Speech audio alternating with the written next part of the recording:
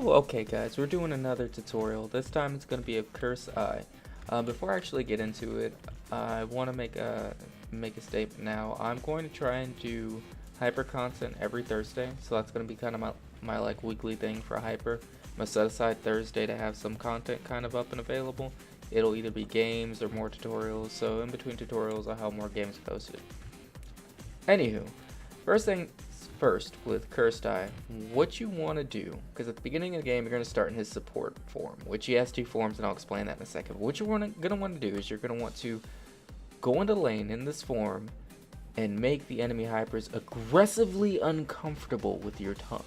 So you just go into lane, right, and you just slowly creep at them, flicking it, just flick, flick, flick, flick, flick, flick, flick, and then you won the mind game. GG, you don't need to know anything else. That's it. That's how you play Cursed Eye. No, I'm joking. Alright, so we're gonna go over his freaking skills first.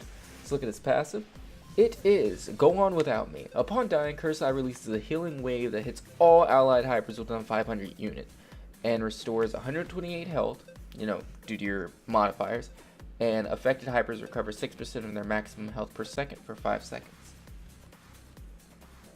Okay, so don't try to die, but if you do die and you're in this form, you'll actually help your allies out if they're close enough to you, and it's a pretty decent radius. Gazer Beam. You're basically shooting a beam out of your eyeball. Actually, it's exactly what you're doing.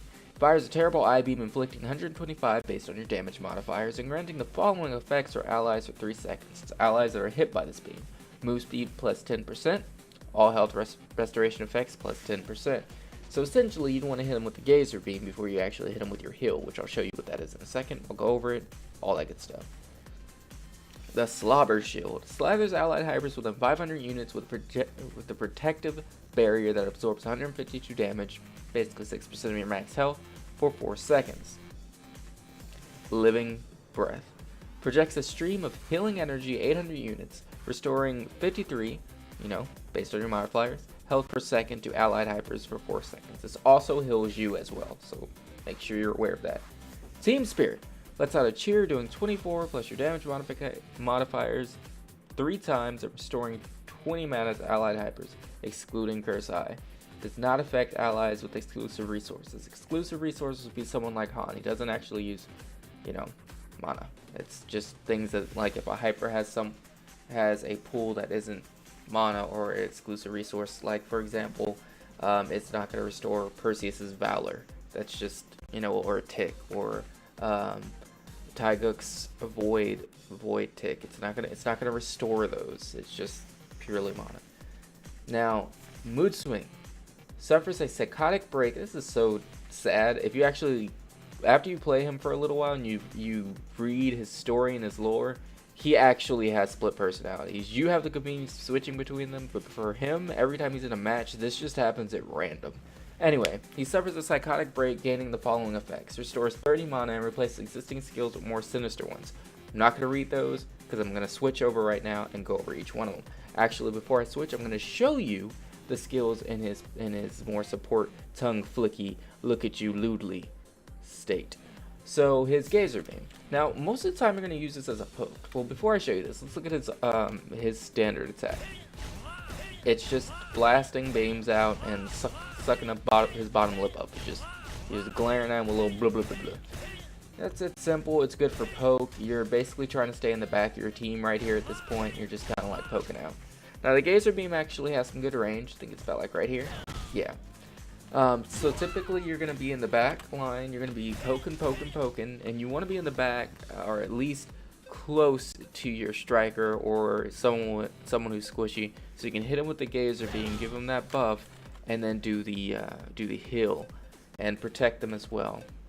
Now we'll go over the shield. The shield does apply a shield to you as well, so when you do it, you get your shield, and everybody that was in that circle that just popped up on the ground, they get a shield too. Also want y'all to take note that I have not raised my level and I have my R skill already, because it is a mode change. It's not something that actually does anything where you do damage to someone else. It's something that's a pivotal part of his hyper. Like, it's a pivotal part of the character, so they actually give it to you right off the bat. Anywho, so remember, the Gazer Beam increases heals done to allied hypers, so keep that in mind. Gives move speed plus 10%. and his Living Breath is what does the heal. Now you will be healed yourself when you do it. I'll show you. See, I've got the heal myself, and it's just ticking over time. So if you have an ally that's low, don't be afraid to burn your Gazer Beam just so you can get that additional heal. But at the same time, don't waste time burning the Gazer Beam if they really need it and you need to just spit on them. Just, you know, breathe it out. Just bleh, just give it to them. You know, they need health, give it to them. Bam, they need healing. Your A, Team Spirit, it is going to do damage to her, but of course it is a buff for your team too, so you kind of want to just kind of want to be around them, just blam, you know, give them a little scream, Now I'm going to change over to his Psychotic Break form, his Mood Swing. You'll notice that there is a visual difference, so you can tell when you're in each form. It's not just kind of like a guessing game or a slight change, it's a complete change. In addition to that, his standard attack changes to this. It doesn't do a lot of damage, but it does enough damage to creep up on someone because how many times you're hitting them.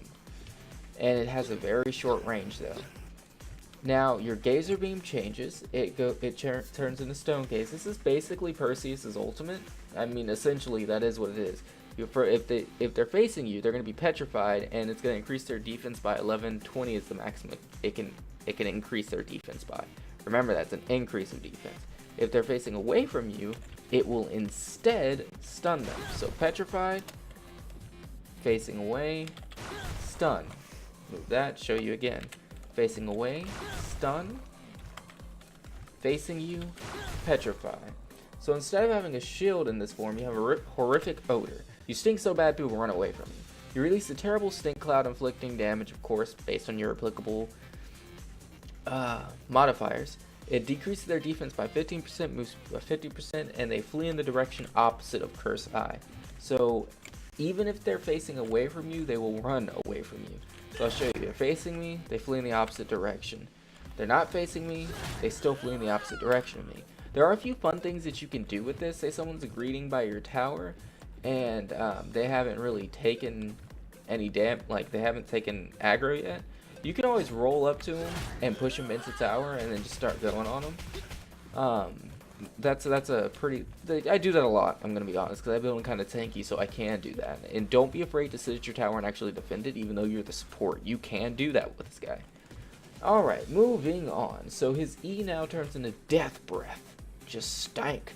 He projects a stream of corrosive liquid, 800 units, poisoning enemies. Poison enemies take 26 damage, fixed at 1.5% of max health, damage per second for 4 seconds. It also decreases movement speed by 15% for 4 seconds. So you're decreasing movement speed a lot with this guy. Anyway, boom, poisoned. And again, there is a visual effect, so you can see when the poison is taken. Now you can poison them, petrify them, and the poison's still there. So it doesn't go away when they get petrified. Of course, you can poison, stun them. It doesn't matter. Poison's still there. You can fear, then poison them. These are all nice little combos to go into. Just be aware of the cooldown on your change, because that's something you're going to want to know when to do, when to hold, when to not change, when you're going to need to be your support for your team. That's the hardest part about learning Cursed Eye. Cursed Eye is not in and of itself very difficult hyper to learn, but to play is really difficult with him, because you need to know when to be in what mode. When you need to be able to drop the shield, you need to be able to switch over and do some fear or some poison. Also, I want you to be aware that whenever you switch from one mode to the other, you of course do get additional 30 mana, but whenever you switch from one mode to the other, those cooldowns are not the same. So I can use my Petrifying Gaze, switch over, and my Gazer Beam's still ready. That's just how that works. Now, at the same time, switch back over, Petrifying Gaze is still on cooldown. So that's something to take note of as well. So I switch back, Gazer Beam is ready to go. Now this time when I switch back, Petrifying Gaze should be, there it is. But that's something that you really need to be aware of as well. Your skills do not share cooldown between forms. It's like two completely different hypers, because again, like the skill says, it is a psychotic break. Those are simple skills. That's like a simple guide to his skills. I'm not going to go into a whole lot of detail, because it's like doing a guide for two separate hypers in a single sit down. I may end up later doing a guide on just how to use one side and how to use the other. but those are just simple tips and tricks. One thing before I do actually just stop with the whole, you know, skill portion of this, make sure that you're in a good position to actually do your shield and you hit everyone, because the radius is not actually that big. It seems like it is, but trust me, it's not.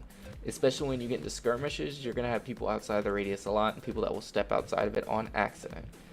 And again, if someone is stacked on top of you and in front of you, they will still get the kill, as well as the geyser beam. That all works. All those buffs, all those effects work if they're stacked on top of you, just like one of your standard attacks would work if this person was stacked on top of me as an enemy. But that's enough of that, because I can go into his skills for a long time. So let's look at my item build on him, and this is just a suggested build. Again, always build what is a good play style for you and what works for you. This is just a stepping stone. Take it, use it as you will, mix it up, change the items, do what you do. This is just a way to get you started with curse time. Anyway, Titan combat boots, because I want that defense off bat.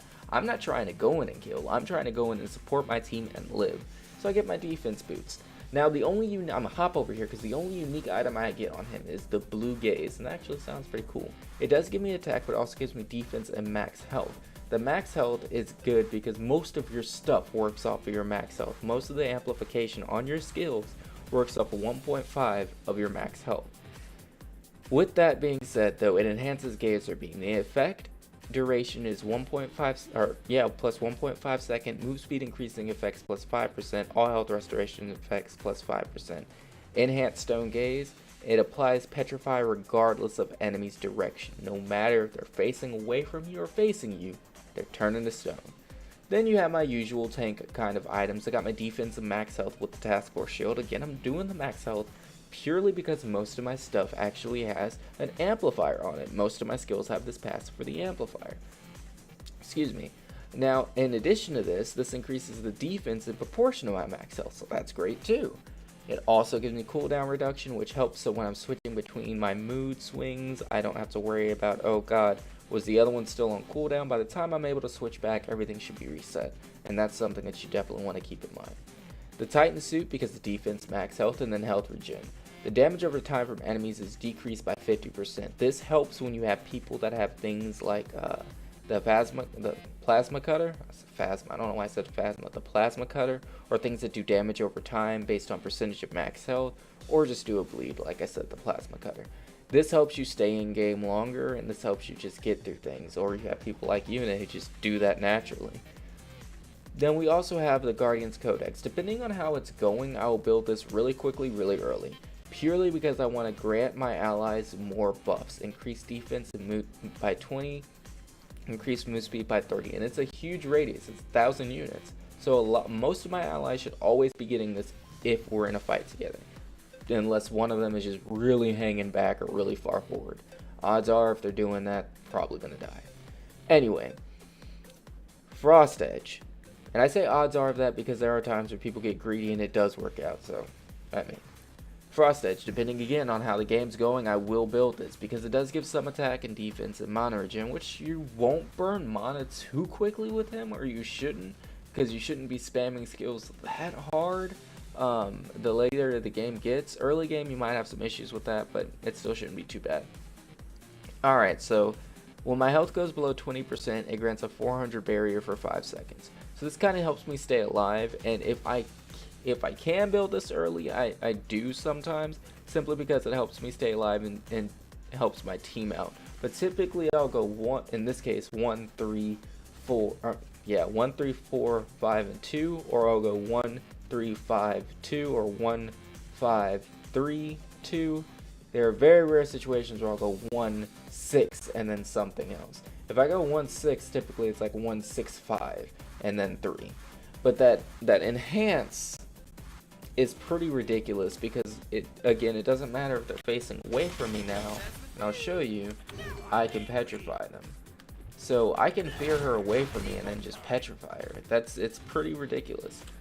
I know this seems like kind of a quick breakdown, but again, he can be pretty complex if I try to go over every little detail with this particular hyper, because he does have 2 forms, so it's like trying to combine 2 guides into one.